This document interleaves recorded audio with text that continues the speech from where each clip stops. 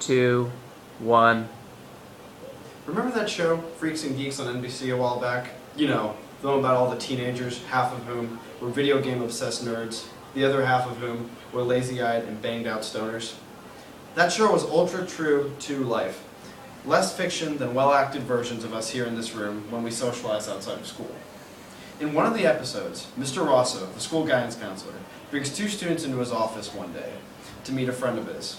He had previously caught these students dealing weed out in the hallway and wanted to show them an example of someone who had been completely burned out due to smoking pot.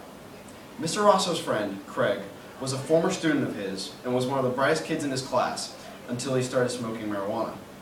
He had then gone on to become a 30-year-old, drugged-out bachelor living with his mom in some crappy town in Michigan. Craig is not unlike many of the 4.5 million people who are clinically labeled marijuana addicts. You might be thinking, but I learned in social issues that marijuana is not chemically addictive. That may be true. However, you can be an addict of video games or Facebook or other non-chemically addictive things too. To be clinically labeled an addict of anything, you must be doing damage to your health without the ability to stop. The immediate effects of taking marijuana include such things like rapid heartbeat, disorientation, lack of physical coordination, and is often followed by depression or sleepiness. Some users may even suffer panic attacks or anxiety, but the long-term effects are even more depressing. Marijuana contains 50 to 70% more cancer-causing substances than tobacco smoke.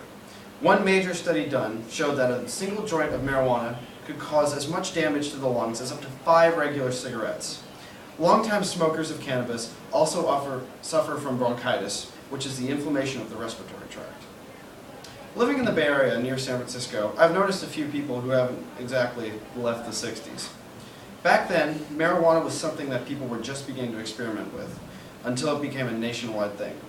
These former hippies still wander around the Bay Area, many of whom are totally and undeniably burned out.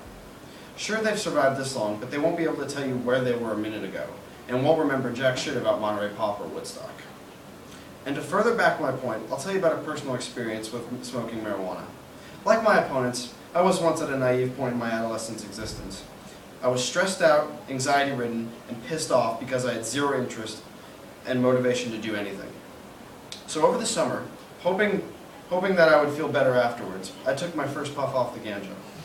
5 minutes went by with no effect. A minute after, however, I started to sweat, felt overly nervous about everything, and to anyone who asked how I was, my instant reply was, "What are you, a cop?" I felt devastated and depressed for the next couple hours. It came to my attention afterwards that I realized this was not for me, or anyone who experiences these effects. Really.